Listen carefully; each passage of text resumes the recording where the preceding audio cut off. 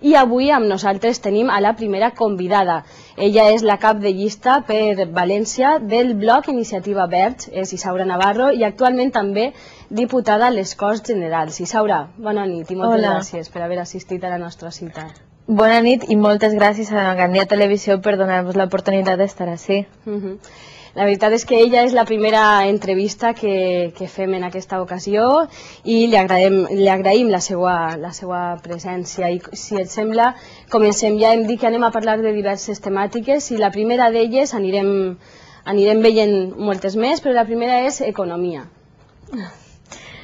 Bueno, si em plantejo una situació respecte a l'economia, jo crec que ara que es parla d'una desacceleració econòmica n'hi ha molta gent que es pregunta i què ha passat durant aquests anys, perquè Zapatero ha dit durant la legislatura, paraules d'ell, que l'economia va com un coet.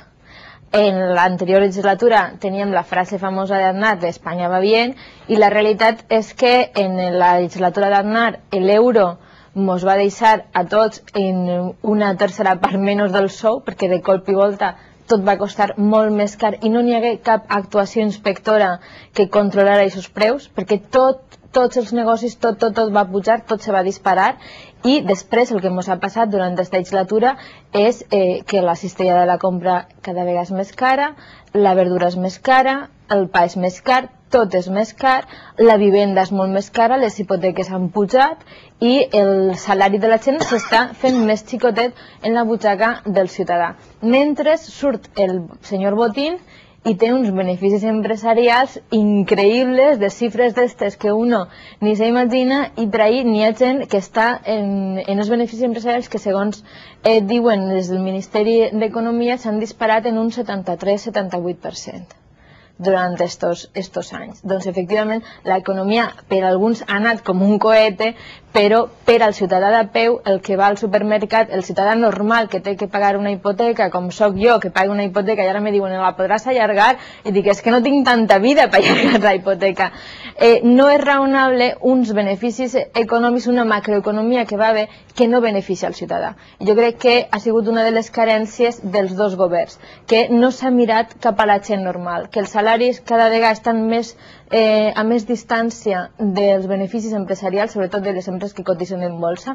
Això ho ha dit un periòdic que va fer un estudi, que mai havíem estat a tanta distància.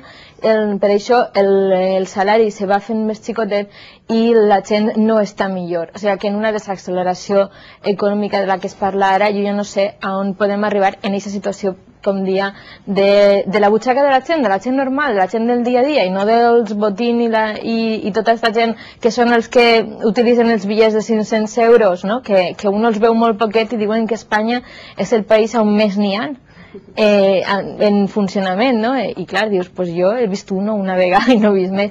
Així està passant aquesta distància, i que en un govern socialista no s'ha canviat. El govern socialista, un poc per a pal·liar un poc esta situació, o no sé si en un caire totalment electoralista, Zapatero ha anunciat el tema de que va a donar 400 euros en la declaració de l'IRPF. Com veieu vosaltres aquesta mesura i què faríeu vosaltres? Quina seria la vostra alternativa per intentar reactivar l'economia? Doncs molt senzill, jo no tornaria als 400 euros i faria el tren Gandia-Olivadenia, per exemple.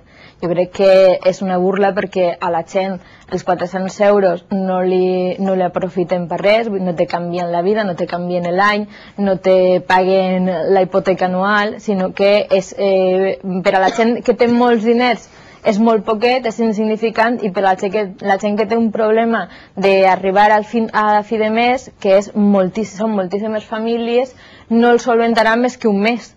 O sigui que jo crec que és un error, i de fet tots els anàlisis d'estos de popularitat i de tal que se fan diuen que aquesta mesura no ha tingut cap èxit, perquè realment en canvi en aquests diners se poden fer moltes coses, se poden fer coses bones per als ciutadans. Jo crec que l'error de Zapatero ha sigut empenyar-se en estalviar diners. Això del superàvit, quan uno té carències en benestar social, quan hi ha carències en infraestructures, no té cap sentit. Hi ha moltes propostes, esta legislatura, que m'han dit que no, i jo estava sempre negociant en el PSOE. I me diuen, és que no n'hi ha diners. no n'hi ha diners, no n'hi ha diners. I després te deixa el Solbes i diu, estem superbé perquè ens sobren diners, tenim un superàvit de 20.000 milions. I dius, home, pues si n'hi ha 20.000 milions, jo tinc quasi un llistat de coses com el tren Gandia-Dénia-Oliva o l'alliberament del peatge de la AP7, que estem pagant una vegada darrere l'altra, quan a més no estan complint en la millora de l'autopista, vull dir que n'hi ha motius suficients per a recuperar aquesta autopista i en canvi ahí estan i diuen, és que costa molts diners. Bueno, pues si a l'Estat li estan sobrant diners, jo crec que n'hi ha coses en les que se poden invertir aquests diners. Quan tens goteres a casa, no pots tindre els diners al banc, tens que arreglar les goteres. I què es fa quan, per exemple, en un dels casos més puntuals de la situació econòmica, que són els tipus d'interès, es fixen des del Banc Central Europeu i no té res a veure en ninguna autoritat espanyola. I a la vegada en el creixement dels preus de la vivenda. Com es compensa tot això? N'hi ha una cosa que és l'Euríbor, que efectivament es fixa a nivell europeu, i n'hi ha una altra que és el preu de la vivenda, que se poden establir mesures per a controlar-ho. De fet, acaba de vindre Nacions Unides i ha fet un informe, la ONU, on està dient que no entén com és que s'estan subvencionant a les persones de manera concreta per a que puguen accedir a una vivenda, com és la subvenció per als joves dels 200 euros, quan després no se fa res per evitar l'acoso immobiliari, per evitar l'especulació urbanística, i està ple de vivendes buides i no n'hi ha cap mesura per evitar-ho. O sigui, Nacions Unides està fent un informe absolutament demoledor de la situació de la vivenda, sí, perquè està dient, si no aneu a l'origen del problema, continuaré tenint el problema, i el preu de la vivenda, per molt que no puge, el tema és que si no baixa, n'hi ha molta gent que no pot accedir a una vivenda, moltíssima, i no sols els joves. O sigui que realment tenim un problema i no n'hi ha solucions reals per a solventar-ho. I se poden solventar, perquè l'Euríbor és una altra qüestió. Canviem de tema, parlem ara d'infraestructures i ja ha introduït Isaura una d'elles, que és el tren Gandia-Oliva-Dénia. Si vols parlar de... Bueno, a mi és que em sembla lamentable el que ha passat aquesta legislatura, que és que vam aconseguir uns diners per a que se finalitzara més bé, perquè l'estudi fins a Oliva està fet, del tren Gandia-Oliva està fet, i faltava l'estudi hasta Dénia, i se van aconseguir 600.000 euros, que és molt poquet, per a que se farà l'estudi, que és el primer pas, per a després fer el tren, i no s'han gastat els diners. Se van perdre, perquè ni iniciaren, perquè si no s'inicia l'activitat de gastar-se aquests diners, se perden i se forma part del superàvit del senyor Solbes i Zapatero. Clar, jo crec que es tracta d'invertir en les infraestructures de la gent del dia a dia.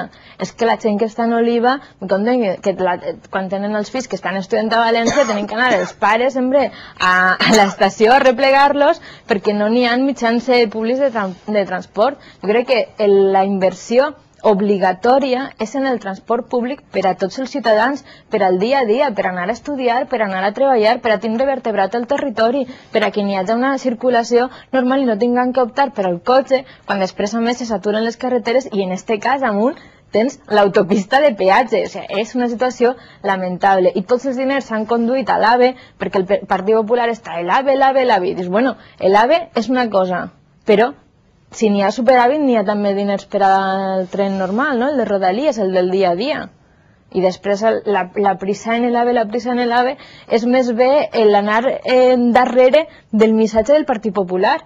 Jo crec que ahir el govern central ha comès un error de manera permanent, que és executar les demandes d'una opció política determinada que ni tan sols és la seva.